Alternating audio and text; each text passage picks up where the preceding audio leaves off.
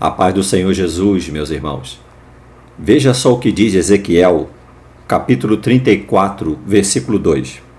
Filho do homem, profetiza contra os pastores de Israel. Profetiza e diz aos pastores: assim diz o Senhor Jeová: ai dos pastores de Israel que se apacentam a si mesmos. Não apacentarão os pastores as ovelhas? Então, gostaria de começar essa nossa conversa, não é? Com essa pergunta: não apacentarão os pastores as ovelhas?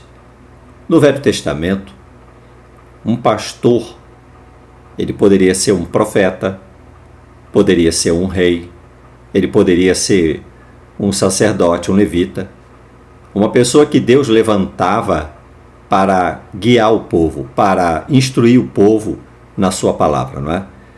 Então Deus diz, através de Ezequiel, que em Israel, os pastores, se vocês observarem todo o capítulo 34, há um protesto da parte de Deus em relação aos pastores que apacentavam o povo de Israel.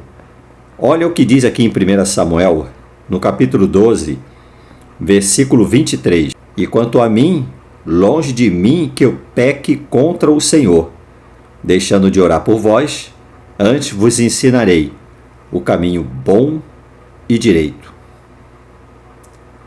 Qual era a função, as características dos pastores, né? Dos líderes espirituais no Velho Testamento? Então, Samuel, ele tinha consciência de que como pastor, como líder, como juiz, como profeta, como aquele que havia sido separado por Deus para apacentar o rebanho do Senhor, ele diz: olha, longe de mim que eu peque contra quem?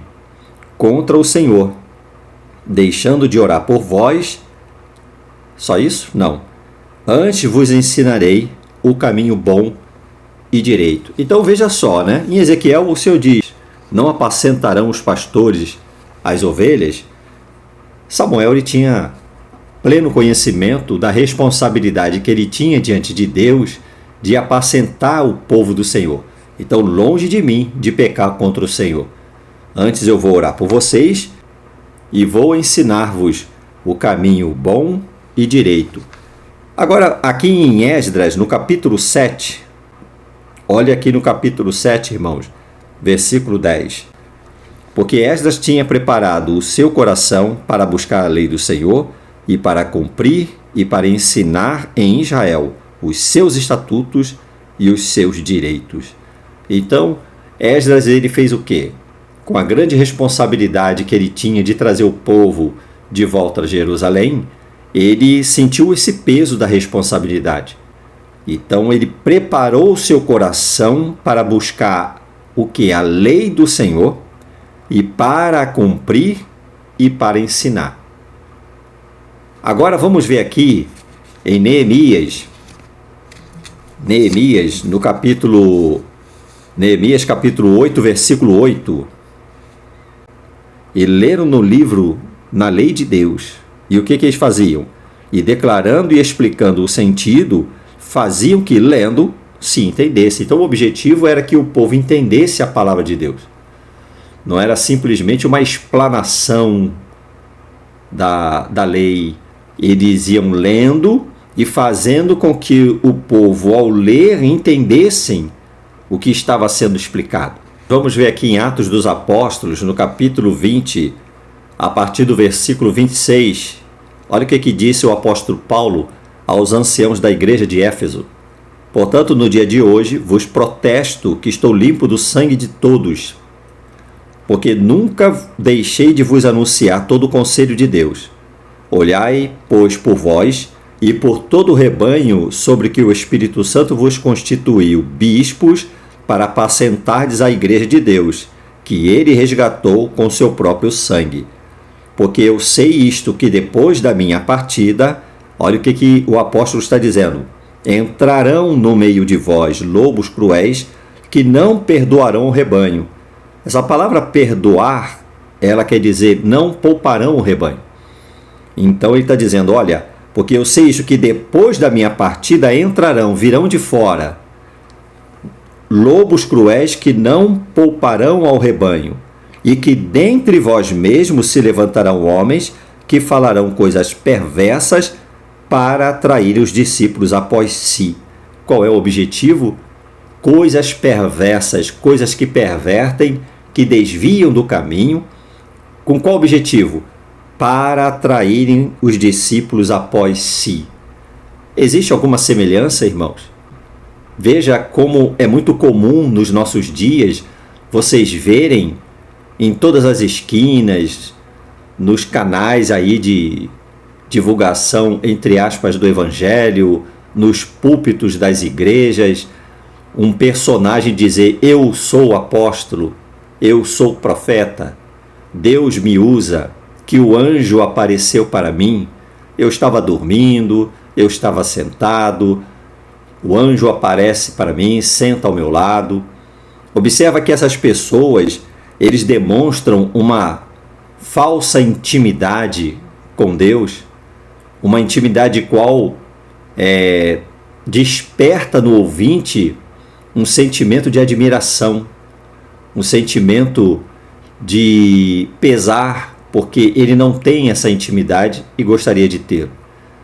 Ele passa a admirar aquele líder, aquele suposto profeta, aquele suposto apóstolo, aquele suposto pregador do Evangelho. Com qual objetivo ele faz isso? Para atrair os discípulos após si. Aonde ele vai pregar, está lá a faixa do pregador que vai estar naquela igreja, do profeta que vai falar naquele momento, e as pessoas correm para lá em busca de uma palavra de revelação, de uma palavra que venha falar ao seu coração aquilo que deseja ouvir.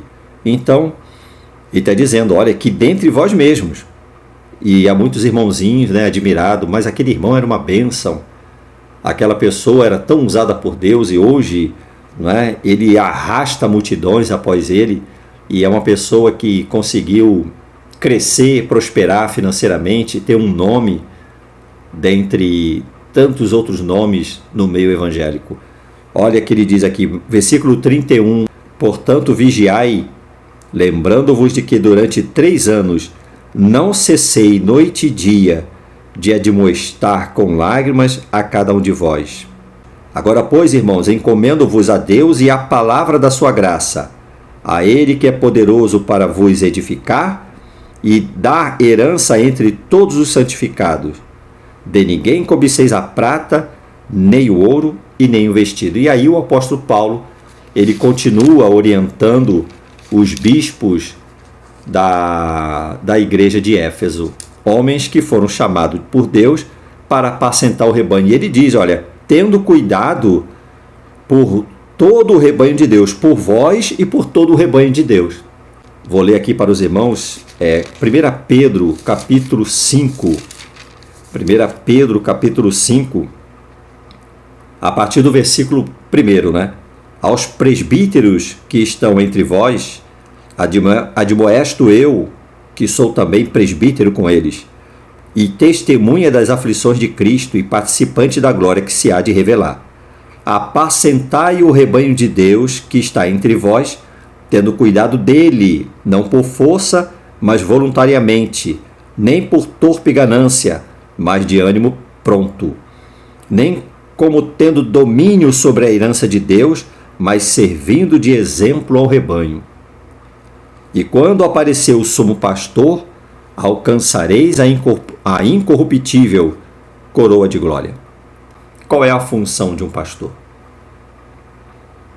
Não é apacentar o rebanho de Deus? E o que é apacentar um rebanho? Sugiro que o irmão dê uma olhada lá no Salmo 23. O Salmo 23 é um exemplo bem claro das qualificações, das características do Supremo Pastor. Apacentai o rebanho de Deus. Pelo contrário, eles se julgam donos do rebanho. O rebanho é meu.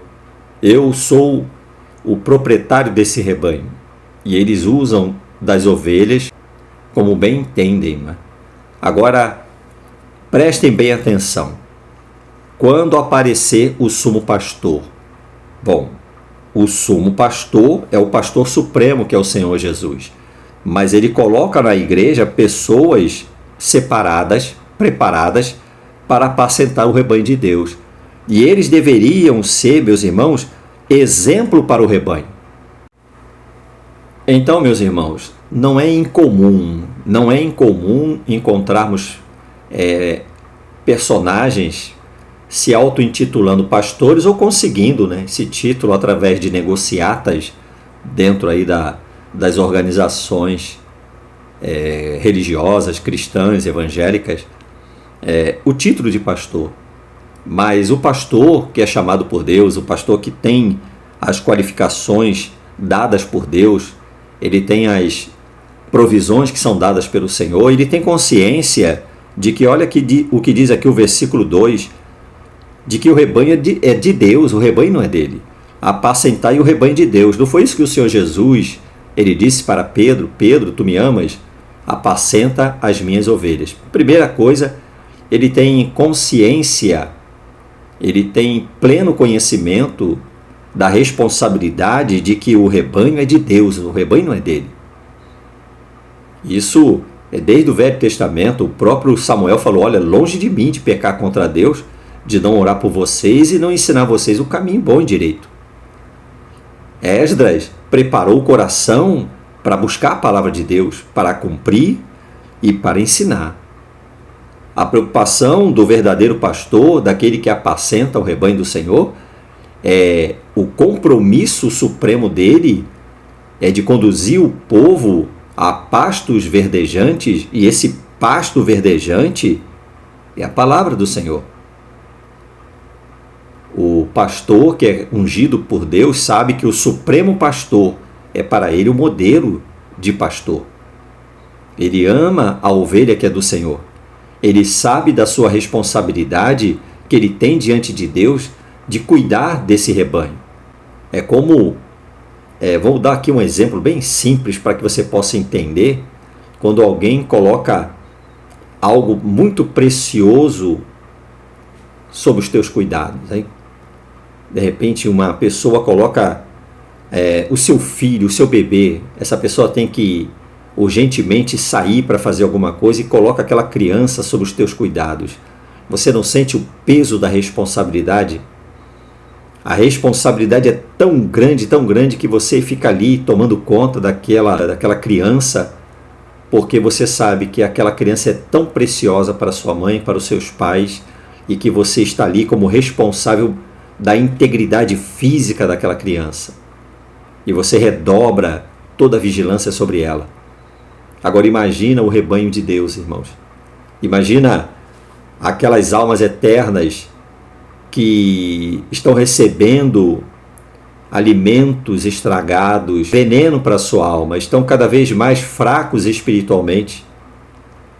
E esses pastores, esses lobos, o qual o apóstolo Paulo disse que iriam entrar no meio do povo e não vão poupar o povo, pelo contrário, farão deles negócios.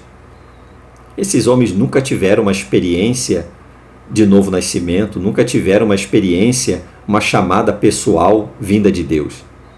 A característica do pastor é amar o rebanho e sentir o peso da responsabilidade de cuidar desse rebanho que é precioso aos olhos do Senhor, porque esse rebanho, ele foi comprado com preço de sangue, e sangue do justo, o sangue do nosso Senhor e Salvador Jesus Cristo.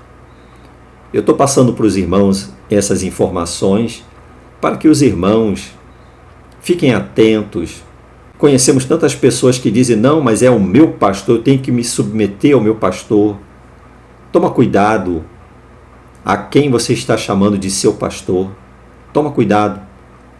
Não dê legalidade, essa confiança a quem não merece confiança. Não dê esse direito a quem Deus não deu esse direito a ele, de se tornar o seu pastor, aquele que nutre a sua alma. Você já parou para entender e pensar no significado dessa palavra apacentar?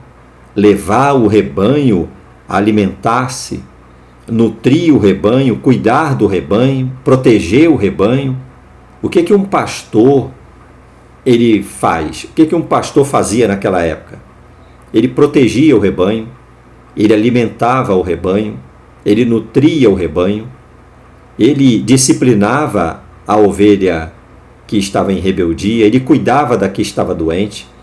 O seu foco era a saúde do rebanho, a proteção do rebanho. Você tem visto isso naquele que você diz que é seu pastor?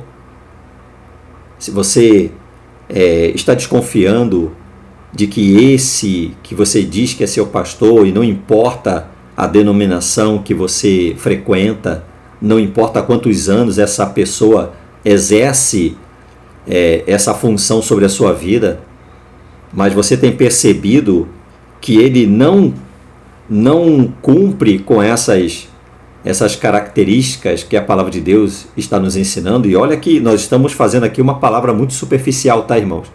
Não estamos nos aprofundando nessas características, mas são características básicas e que você, meu querido irmão, minha irmã, não deve ficar aí pasmo, admirado com aquele personagem que se auto-intitula apóstolo, pastor, profeta e arrasta as pessoas após si. Ele coloca-se como um personagem especial, com uma falsa intimidade, a qual ele traz para a ovelha um encantamento. E ali ele se utiliza da ovelha para o seu enriquecimento, não é? O enriquecimento ilícito, porque ele tira da ovelha tudo aquilo que ela tem. Pastores com altíssimos salários, pastores que vivem uma vida de abastança, e as ovelhas em necessidade. Nós temos visto em nossos dias muitos irmãozinhos passando extrema necessidade, passando extrema dificuldade na sua vida, e esses irmãos são cativos no seu pensamento de que os seus líderes, os seus, entre aspas, pastores, que vivem uma vida de abastança, são na verdade homens de Deus e são seus pastores, e ponto final. Que ele tem que submeter-se a esse tipo de pastor. Faça como a igreja de Bereia, os cidadãos de Bereia. Examine as escrituras, veja se o evangelho que você está vivendo, se a pessoa que exerce sobre a sua vida a função pastoral, essa pessoa verdadeiramente tem as características de alguém que foi chamado por Deus. Caso você decida, você veja à luz das escrituras que quem tem alimentado e nutrido a sua alma, na verdade está matando a sua alma, ore a Deus. Senhor, me conduza a um determinado grupo, a uma determinada igreja, aonde tenha um homem de Deus comprometido com a tua palavra, que tema o teu nome, Senhor, e que saiba sentir o peso da responsabilidade, o que é de apacentar uma alma. Sabe por quê, irmãos? A alma ela é eterna.